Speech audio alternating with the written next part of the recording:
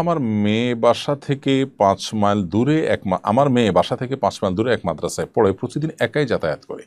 আমি ব্যবসার কাজে ব্যস্ত থাকি আর নিয়ে যাওয়ার মতো অন্য কেউ নেই।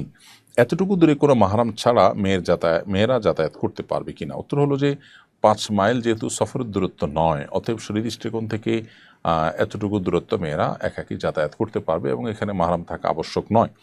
সফরের দূরত্ব যদি হয়, ধরুন ৭৫ কিলোমিটার দূরে যাবে মেয়ে, তাহলে সেক্ষেত্রে তার সাথে একজন মাহরাম অবশ্যই থাকতে হবে। ভাই, বাবা, মামা, চাচা, দাদা, নানা, যারা তাদের মাহরাম, এরকম কোনো একজন পুরুষ থাকতে হবে সাথে, এবং এটা তার বডিগার্ডের মতো, তার নিরাপত্তার প্রয়োজনে তার কোনো অনভিপ্রেত পরিস্থিতির মুখোমুখি যেন না হয়। মুসলিম নারী অনেক তার মর্যাদা অনেক বেশি আল্লাহর কাছে এবং ইসলামের দৃষ্টিতে, অতএব সেজন্য একজন মাহরাম সাথে থাকার নির্দেশ ইসলাম করেছে। কিন্তু ৫ মাইল দূরত্ব, এটা যেহেতু কোনো সফরের দূরত্ব নয়, অতএব এখানে একাকী যাতায়াত করতে পারে, মৌলিকভাবে এটি জায়েজ আছে। তবে নিরাপত্তার ঝুঁকি, আজকাল যে ফিতনা সংকুল সময়, এই সময়টাতে ব্যবসা বাণিজ্য বা অন্য ব্যস্ততার অজুহাতে মেয়েকে প্রতিদিন এরকম ৫ কিলোমিটার মতো দূরত্ব একাকী আসা যাওয়া করতে দেওয়ার চাইতে তার সাথে একজন গার্ডিয়ান, একজন অভিভাবক বা কেউ না কেউ সাথে থাকা, এটা উচিত এবং তার নিরাপত্তার জন্য অধিকতর কল্যাণকর।